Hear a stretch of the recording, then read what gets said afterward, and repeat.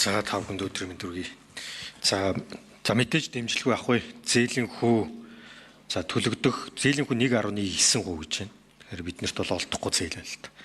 Төлөх хугацаа нь 19 жилээр гэж. За миний баг улсын хурал дээр сонсон хамгийн урт хугацааны зээл байх шиг үнэтэй. 65 сая евро.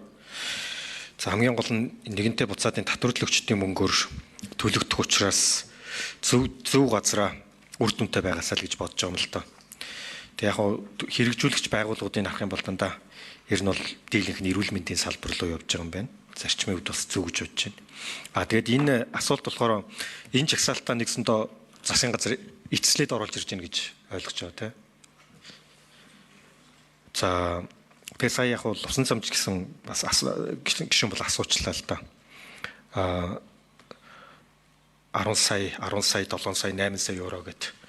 Тэгээс энэ дээр засгийн газраас бас нэг зүйл асууж байна.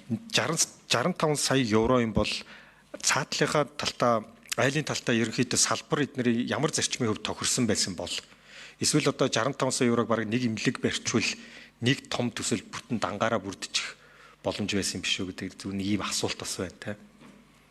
Тэгэхээр энэний хуваарлалт ямар даргачлалаар хийгдээд орж ирж байгаа юм болоо. Энэ асуулт гэсэн.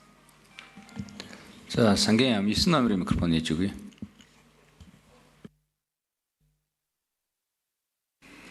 Сангийн яам дулгаа гишүүний асуултанд хариулъя.